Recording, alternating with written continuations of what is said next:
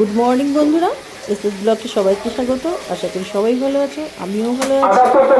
আর এখন আছি কিন্তু আমি বাপের বাড়ি। আর বোন সকালবেলা ঘুম থেকে উঠে রান্না বসিয়ে দিয়েছে। আমাদের চা খাওয়া কমপ্লিট। বোন তাড়াতাড়ি রান্না করে নিচ্ছে কেন জানো তো? আমরা সবাই একটু গল্প করবো, তাই জন্য এইদিকে বসিয়ে দিচ্ছি। কোন শাক করবো, তার সবজিটা ভেজে নিচ্ছি ইলিশ মাছের মাথা দিয়ে। এসছে বাজার থেকে আজকে ইলিশ মাছ, সেই মাছটা দিয়ে হবে পুঁই শাক। আর এদিকে বসে দিয়েছে মাছ ভাজা। তা বোন তাড়াতাড়ি করে রান্না করে নিচ্ছে। যেহেতু আমাদের গরম হচ্ছে। এদিকে আমাদের আজকে 15ই আগস্ট হচ্ছে বাড়ির সামনে। আর এটা হচ্ছে আমার বোনের বরের গার্ডেন, ছোট্ট। তাই সেটা একটু তোমাদের সঙ্গে শেয়ার করলাম। আর এখানে পতাকা উত্তোলন হচ্ছে। এদিকে মাছ ভাজা বসে দিয়েছে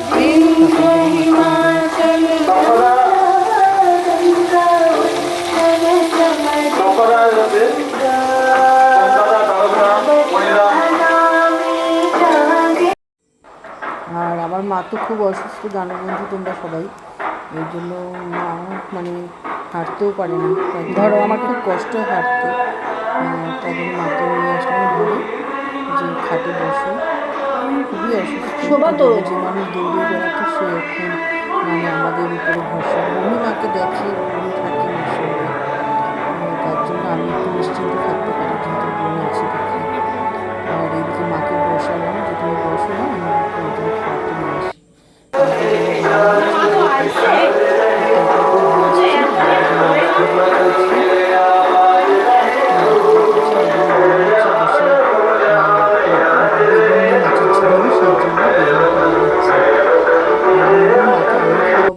আর আমি এই ফাঁকে চলে গেলাম। আর এখন যাচ্ছি মামা বাড়ি। পাশেই আমার মামা বাড়ি। আমার তো পুরনো, আর এটা তো জানোই, আমার সব বন্ধুরা জানে, আমার বাপের, নতুনরা জানে না। তার জন্য চলে যাচ্ছি এখন মামার বাড়ি।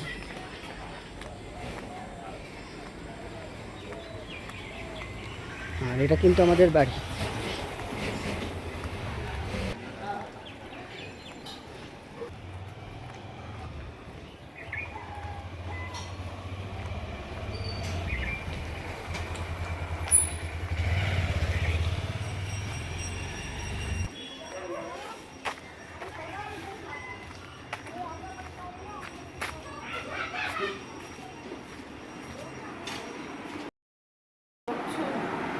হ্যাঁ, আবার শুরু করলাম নতুন করে। এত সুন্দর রান্নাঘর থাকতে এখনো এইখানে কিসের জন্য? হ্যাঁ, এই বউটা একদম হবে হবে। এত সুন্দর রান্নাঘর থাকতে তাও ওই ঘরের মধ্যে এখনো সে রান্না করে। দেখুন তার এত সুন্দর রান্নাঘর দেখাচ্ছি।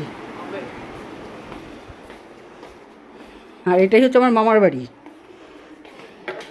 এই দেখুন বন্ধুরা, এত সুন্দর রান্নাঘর থাকতে আমার এই কিপটা বৌদি ওইখানে রান্না করে, মানে ঘর পরিষ্কার রাখার জন্য সেখানে ব্যবহার করে না। কোন দিন এসে একদম মানে এঁঠো সব ছড়াবো, ওখানে দাগ ঠাক ফেলায় চলে যাব। তোমার তো রঞ্জনের বলে এখন রাতের ঘুম চলে গেছে, এই নিয়ে কি হাসাহাসি বাবুদার সঙ্গে। রঞ্জনাজি বলে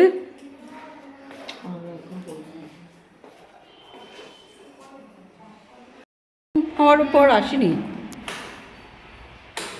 বাহ, কে বলবে সেই ঘর আর এখন এই ঘর। খুব সুন্দর হয়েছে, কালারটাও খুব মানে খেলছে, জানো তো ওদের।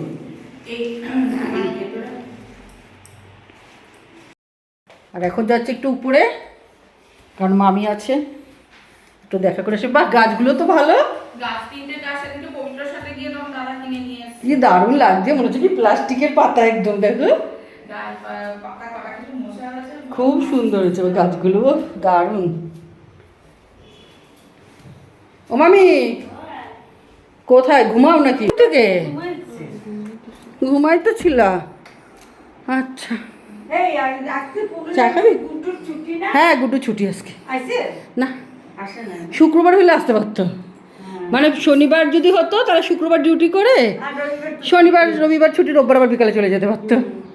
তাই বলছো বলে কি, যদি শনিবারটা হতো তাহলে আমার ভালো হতো। কী রে, চা খাবি নাকি? হ্যাঁ, মামি চা বসাচ্ছে, খাবি না? এখানে কি কাজ হচ্ছে নাকি?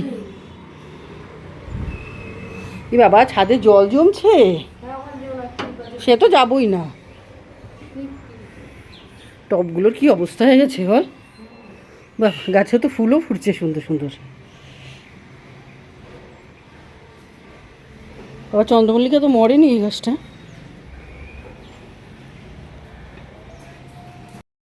আর চলে যাচ্ছি, বৌদি চা বসাবে, চা খেতে।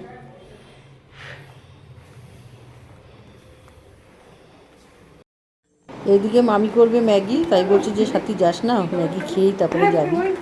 তার জন্য ম্যাগি রান্না করবে। ম্যাগিটা করবে হচ্ছে সায়নী।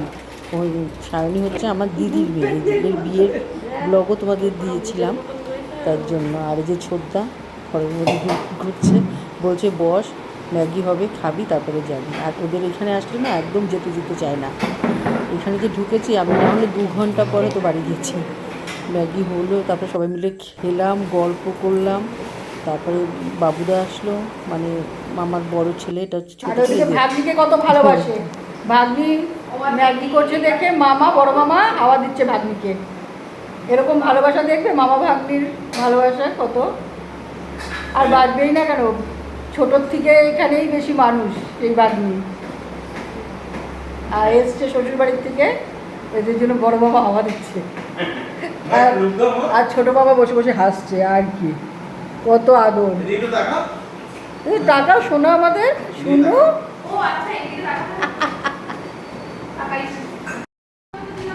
এদিকে ম্যাগি করা কমপ্লিট। আমরা এই যে 3 ভাই বোন বসে এখন ম্যাগি খাচ্ছি। ম্যাগিটা অসাধারণ করেছিল সায়ন। আর এদিকে বাড়ি চলে এসেছি, খুব গরম দেখে তাই আমরা আজকে আমাদের ঘরেই খেতে বসলাম। আর ডাইনিং টেবিলে বসিনি, ঘরে বসেছি। আজকে রান্না হয়েছে ভাত, আর এখানে আছে পুঁই শাক মাছের মাথা দিয়ে, এখানে হচ্ছে পেঁপে আলু চিংড়ি মাছ দিয়ে তরকারি, আছে ইলিশ মাছ। এই হচ্ছে আমাদের দুপুরের মেনু। সবার খাওয়া হয়ে গেছে, আমি আর বোন বাকি।